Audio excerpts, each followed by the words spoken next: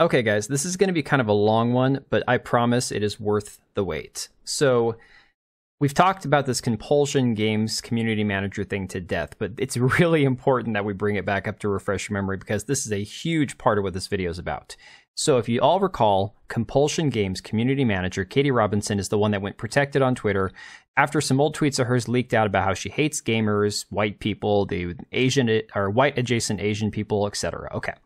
So that's where they are today. Compulsion Games is getting roasted. You can see on their Steam page, Grummz shares out here that people are just like flooding their mentions on their Steam page, talking about like, why are you guys racist? All lives matter. It's okay to be white. All this kind of stuff. All right. So now we're seeing the pushback from the media, from all these people, the journalists, all the like, not nnesaga per se, but the modern day incarnations of them. Ash Parrish, people from Kotaku, from other outlets like The Verge, where Ash Parrish is from. You see here this guy, John Phipps. I'm not sure where he works. Oh, apparently Packer Girl says Super Deluxe Gamecast host. I have no idea what Super Deluxe is. Says, this 56-year-old man, single obviously, has been directing harassment to my friend for days now because video games, and the moment she openly confronts him, he immediately blocks her rather than try to explain himself. Completely not true. He blocked her because after a while she kept harassing him, asking him the same questions, and people answered it down below her posts, and she ignored it. So he got sick of it and it's like, okay, here you go. Here's my block. Have fun. You got Alyssa Mercante, who I think is probably the closest thing we have to a modern-day Anita Sarkeesian. I don't know. Talking about how this absolute toenail is trying to sick any of his followers on women/POCs/queer folks in the industry. Every single person in a position of power should be speaking out against this with their entire chest. Ban this man from events, support your employees, period. I'm still trying to confirm that his actions, his riling up of this stupid-ass base, resulted in a studio getting DDoSed. And we'll get back to the DDoSing later on. She's talking about Compulsion again.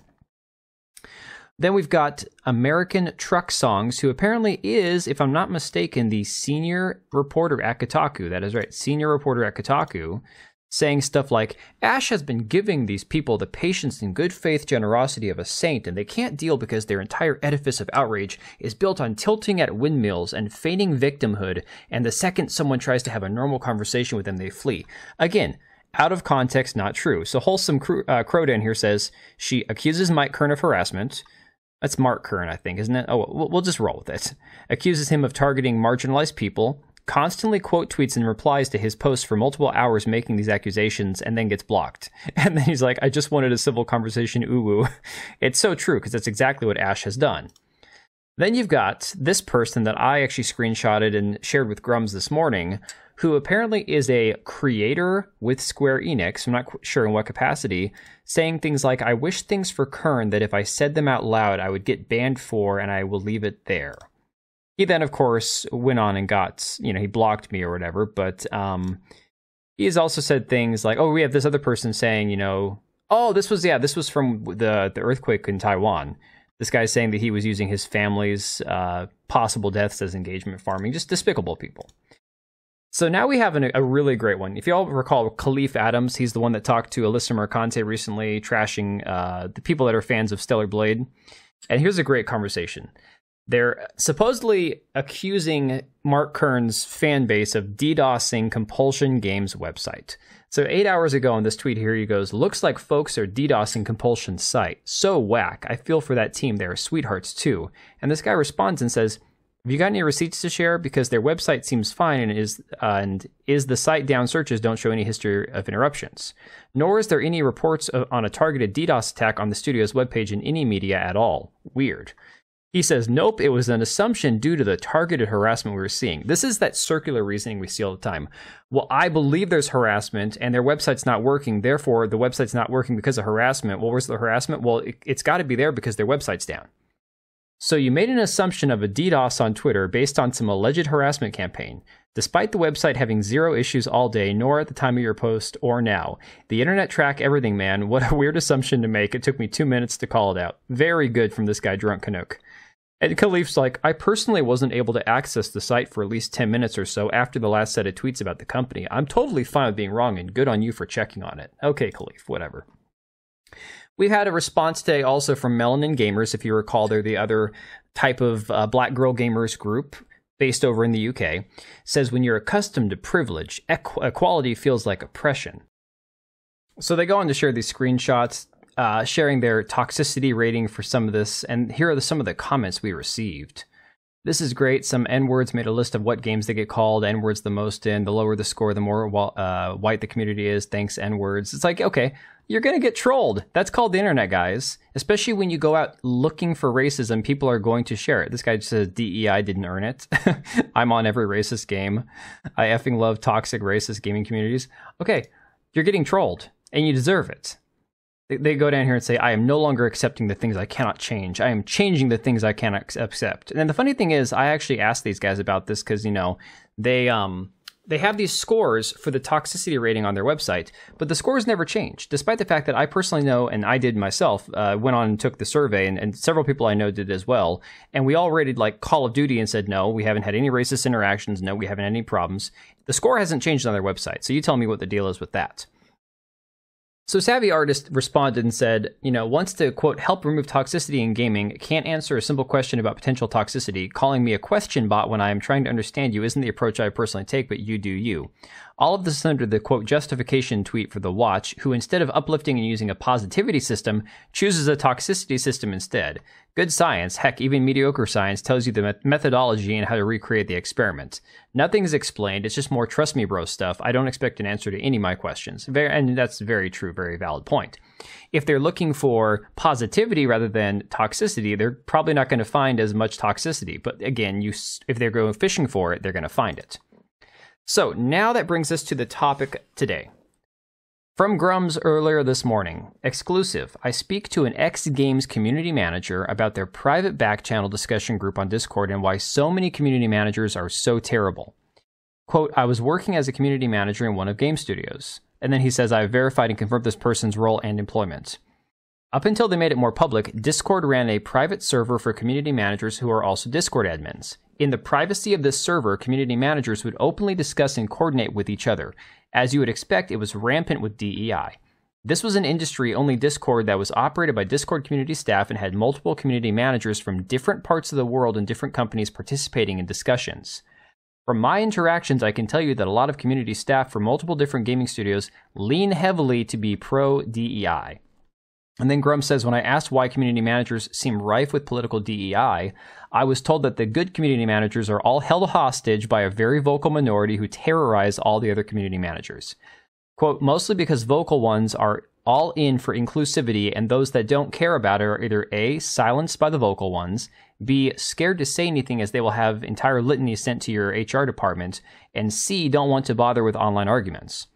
Silence is also not enough. If you are silent, you are complicit and will be smeared in the industry as a bigot. Quote, that being said, vocal ones like to use argument that you have to create inclusive community to include anyone, so you have to push for those goals, otherwise you have only, quote, active bigots. The Discord channel has since moved off Discord into other private messaging, but the message is clear. As a community manager in games, you must spread DEI or you will be terrorized, excommunicated, and canceled. And he says game companies must stop this. They must let their employees operate safely without fear and to stop the insanity of attacking their own customers. It's killing their sales. And that's we've seen that in so many games. And so he then goes on to point out several of these community managers who are complete psychos. So he says another toxic community manager, Dirty Effin' Hippie, formerly of Destiny 2 and current community manager for the new Fallout on Prime, seems to have a very big problem with white people. So you see here he goes, fundamentally, POC can't be racist against white people. They have bias, but racism is systematic, and in the US, the system benefits the white community. Sounds about white, because he's a mouthy little white boy that knows how to string big words together to sound real smart.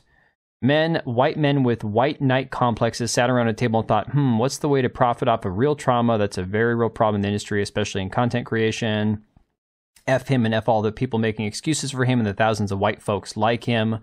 This is from Leanna Rupert here. This is the one that he's talking about that's working on Fallout on Prime. So the next one we have here, community manager for Platonic Games hates white men and Asians. You see this one here. Imagine being a white man in this industry and just shutting the F up. Hell yeah, I love to walk around loads of snotty-looking rich twats and Asian tourists. Nothing quite like complaining about the fact that the spring water in your fridge hasn't quite reached optimal drinking temperature to remind you of your absurd white privilege. Because only white people do that, I'm sure. And Carolyn, who was canceled from that retro game studio. I can't remember the name the name of the company she used to work for. It'll come to me after the video's over. She's on here saying, let's not become the type of people who came after my job and succeeded. While I understand the frustration, going back into someone's timeline and then going after the company they may or may not have worked for during the time of those tweets isn't a win.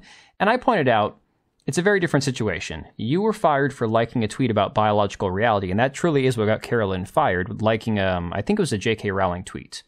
I said, these people actively hate their customers and white people as a whole. So I don't see this as the similar situation to what Carolyn went through. Then we have a former Conan Exiles community manager saying that they hate gamers, especially white ones. He no longer works in games, but was a community manager for Frontier Dev and Conan Exiles. Haha, yeah, you'd almost think the scales were tipped to favor white, cisgendered, heterosexual men, but that'd just be absurd, right? I need diverse games because playing as a regular-ass white guy is boring. Oh boy, yeah. Yeah, it looks like the type. Let me see here.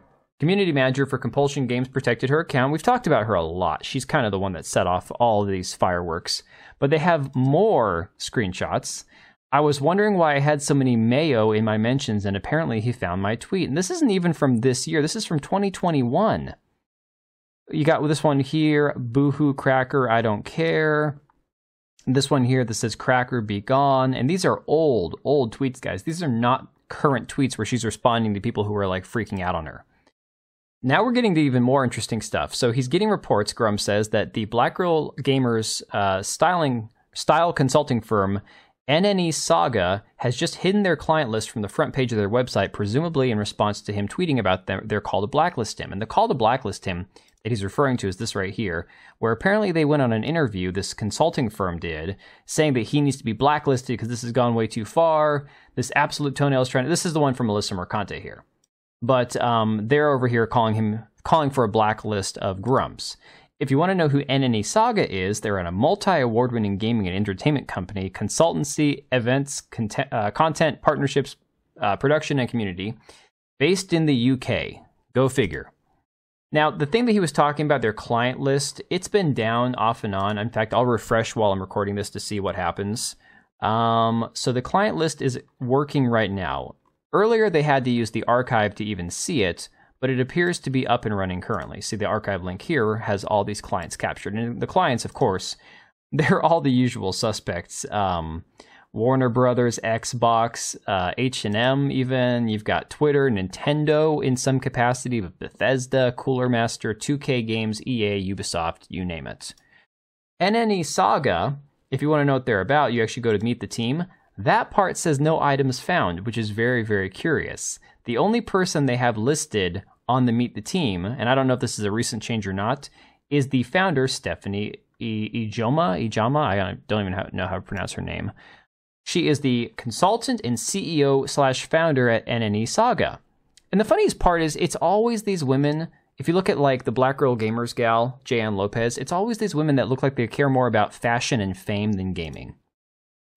All right, I'm adding this in after the fact, but this is insane. So this Twitch streamer Zombie Kills from 4 years ago, if you remember this article from Bounding into Comics, defended her reception of free consoles as calls to mass flag critics continues. So this Zombie Kills chick was one of those ones that was screeching about needing free consoles or whatever to play. You know, she got a free Xbox or a PlayStation or whatever, and people criticized the hell out of her. And the person that came to her defense was this nnesaga CEO, Stephanie Ijoma, who had appeared with Zombie Kills on a recent Inside Gaming panel, and literally was like, oh, we're going to sue them for, sue the hell out of them or whatever. And yet, despite the fact that they wanted to dogpile Bounding into Comics, nothing ever happened. Absolutely insane. I mean, go figure. That's really what it's about. It's about the branding, the appearance, and the fame that goes with it rather than the actual gaming industry itself. Gaming entrepreneur with over 9 years of experience in the industry, passionate about driving positive change, providing opportunities for marginalized communities, and creating impact. So if you actually look at like articles about her from this Metro article from last year, I'm a female gamer and I face constant sexual and racist abuse. And again, looking like a boss, looking like a G right here, right? They always have to strike a pose. That's the funniest part. nnesaga on their LinkedIn as well Their overview says they are a multi-awarding wing, okay, leading gaming and media entertainment organization that is dedicated to celebrating and pushing diversity, inclusion, representation, and equity. So that's what these people are all about. It's all the same crap, the same grift.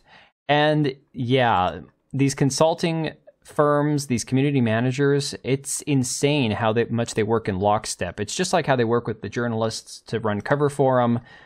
It's one giant grift, and it keeps getting messier and messier. But yeah, leave your comments down below. Let me know what you think about all this. I'm going to keep an eye on this nnesaga, see where we go with this one. Check out the link for MetaPCs down below, and I will catch you guys later. All right, and if you made it this far, thank you so much for watching the video. Thank you for being here. I do have 2 channels, Minimal Effort Podcast, as well as my gaming channel. I do have a Twitch and Kick for my gaming channel. We do live streams over there occasionally, maybe once a week. And then if you are in the market for a new PC, make sure to check out MetaPCs. Click the link I have down below. Use code TBO at checkout for a special discount. Thanks again for watching, and I will see you next time.